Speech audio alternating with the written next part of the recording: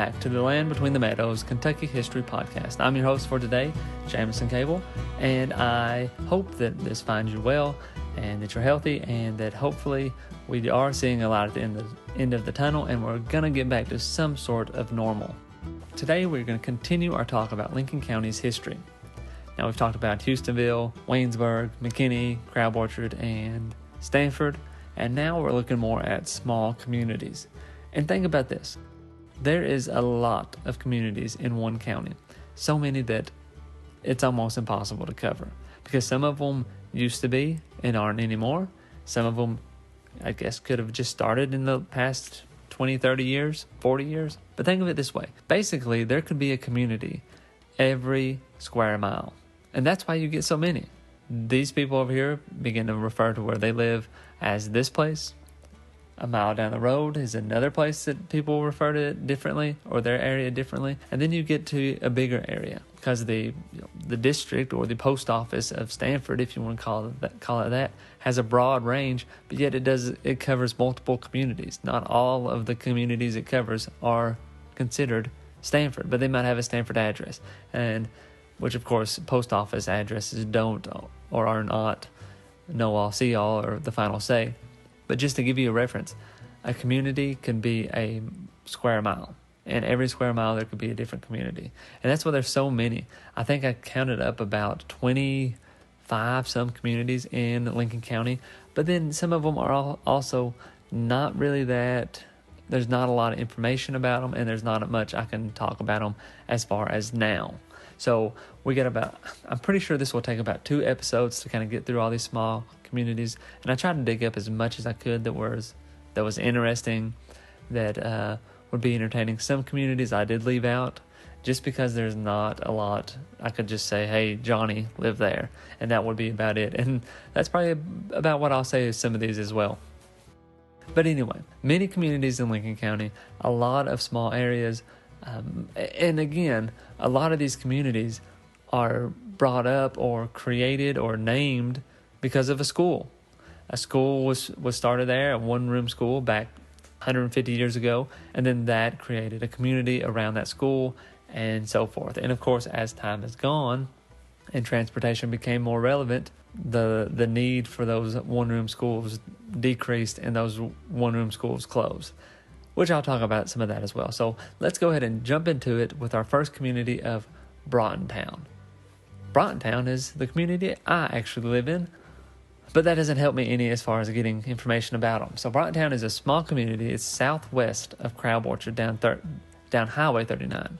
The community was named after 3 brothers who fought in the Civil War, William Henry Clay and John Broughton. William and his brothers registered for the Army in 1861 in Lexington, and they are listed in Company A of the 24th Regiment. They fought in many battles around Kentucky. John was discharged for disability.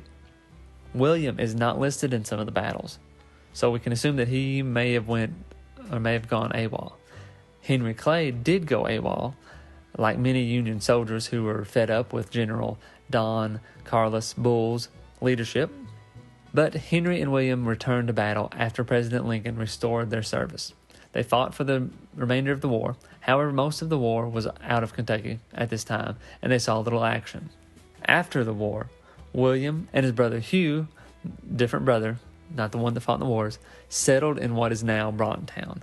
William's grave is actually in the Emphasis Baptist Church. Now that brings us to another interesting fact. Emphasis Baptist Church. It is really close to Bryantown. It's right down the road from my house, and it began in 1869 in a log structure that could hold 300 people. That church is very small now. It's not that big of a building. Now, the reasoning for such a large building is because the Crab Orchard Baptist Church was being used by Confederate soldiers. So some members of Crab Orchard attended Emphasis for a while, and then once they returned to Crab Orchard, Emphasis began on its own. The first pastor on record was K.D. Noakes from 1896 to 1897. Now, obviously, there was more pastors before that, but this was the first one on record. And if you remember the Noakeses, maybe this was a relation to the Noakes from Turkey Creek. In 1917, a new building was constructed out of the logs used in the first building, and that building still remains today. I've passed it many times. Now moving on to this jewel of Lincoln County, Chicken Bristle.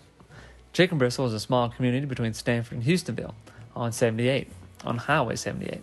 The big question about this very small community is, how did it get its name? Some people say that people traded chicken for moonshine there, so I still don't really get how that you get Chicken Bristle out of that. But another story is that there was just a lot of chickens there raised. At one time, there was 2 stores, a Masonic lodge, 2 churches, and a school. During another time, there was only 1 church building there, and on the first and third Sundays, the Baptist church would use it, and then on the second and fourth Sundays, the Methodist church would use it. However, most often, the same people always showed up for church. So I don't know if the whole Baptist Methodist thing was going well. They just all showed up to church. Another small community in Lincoln County is the community of Goshen. 7 miles south from Stanford, the community was named for the biblical land of plenty, and has since vanished. The community of Goshen doesn't really exist. There is still a Goshen Road, I believe, but George Boone built a 2-story farmhouse around 1855 out of poplar logs. As his family grew, they built a schoolhouse, and a church building was built that was used up until 1952. The descendants go back to Jonathan Boone, Daniel Boone's brother. Next, we can move on to Highlands, which is a bit more of a prominent community now because there is still an elementary school there, but it's located 500 feet above Stanford. Highlands is named because it was a high elevation. Charles Reed came from North Carolina and settled his family in Lincoln County around the early 1800s. He went off to fight in the War of 1812. On his return, his horse fell off a bluff and he went with it. So that was kind of a shocking ending. 2 young families also settled early in Highlands. One family was the descendants of Brigham Young. The others were Nelson H. Young. A 1-room school was established in the late 1800s, and during 1888, the school teacher was Cyrus M. Young, whose grandfather was Nelson H. Young. So a lot of family connection there. And as you can see, a lot of these schools were built when the family got so large. They had to start teaching the kids somewhere. So a lot of these communities, you could say, were definitely family communities. Hubble was settled by Scottish-Irish people and named for the family's last name, Hubble. At one time, Holtzclaw General Store operated there, along with 2 blacksmith shops and a school, which is called Bright School. Jumbo. One of the first settlers of Jumbo was Monroe Smith. He gave some land for the Smith School, which was later changed to Jumbo School. And in 1940, those students were transported to McKinney School, in which we've talked about McKinney before. Which brings us on to Kings Mountain. In 1876, a tunnel was dug 9/10 of a mile through the mountain by manpower only. Ironically, the first village was on top of the mountain. Several families that lived in the area had the surname of King, so the place became known as Kingsville, all the way until 1908. In 1910, it was posted as Kingsville Post Office, Kings Mountain, Kentucky. The town was a boom town thanks to the railroad, at the time supporting multiple hotels, stores, and doctors. At a time after the Civil War, the Ku Klux Klan had several lynchings at the top of Kings Mountain. There were also 5 saloons, which gave Kings Mountain a rough name. A story goes that a preacher, J.G. Livingston, was headed to Kings Mountain. It was known to be the most ungodly, sin-cursed place in the country. On his way there, a man told him to turn around and go home. They just killed a man last Sunday, and the whiskey flows up and down the streets. Mr. Livingston, however, pursued on, and in 13 days added 25 to the congregation. This was the beginning of the Kings Mountain Christian Church, which was built in 1892. Now, these next few places all have to do with Governor Isaac Shelby in some sort of manner. Millwood is a place that was built by Evan Shelby, Isaac Shelby's oldest son, and the structure was completed in 1834. The land was inherited from Travelers Rest. Now, Travelers Rest is the residence of the first Kentucky governor, Isaac Shelby. In 1775, he had 10,000 acres of land in Lincoln County. His mansion was destroyed in 1905 by fire, and Isaac Shelby is buried there as well. 184 years later, the servant quarters are still standing, which are the slave quarters.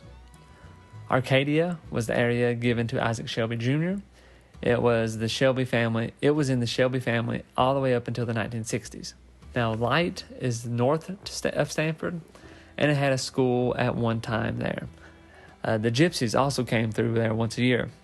So one of the stories goes that two sisters had to walk to school, and every time they walked to school, or not every time, when the Gypsies were in town, they walked to school, and they would walk up and huddle next to a fence away from the Gypsies because they were scared of the Gypsies, because it was rumored, or the story goes, that the Gypsies would steal children. But one time when they were walking to school and passing the Gypsies, that the Gypsies shouted at them and said, "Don't worry, don't be afraid," and so forth. But the girls sped up to get to school. Now with that, we will stop right there, because the next few, Mildredgeville and Moreland, are very well connected, and we got a few other ones, Ottenheim and Preachersville, to talk about as well. So I'm going to wrap it up right here. And again, thanks for listening. We got one more episode for Lincoln County, and not to say we won't ever go back to some of the places in Lincoln County and talk a little bit more about them. We will. After the next episode, we will probably move on to some Rockcastle County history and so forth. Probably Garrett as well. And, well, eventually we'll get to all the counties. So give us time. We will get there.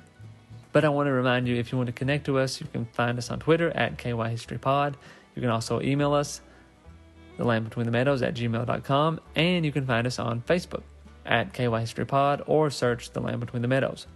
Don't forget to like and share all our posts and tweets and all of that good stuff, and subscribe to the Kentucky History channel on YouTube to get all the awesome, great Kentucky history content that we are trying to put out here. And don't forget to try out Audible. If you haven't yet, you can go to audibletrial.com/KYHistoryPod. Get a free Audible book for your first month. Doesn't have to be Kentucky related. It can be if you want it to be, but it doesn't have to be. And then after you get that book, you can cancel the membership and you will not get charged again. But if you don't cancel the membership, you will get charged. So be on top of it. With all that being said, thanks for listening, and we will see you next time.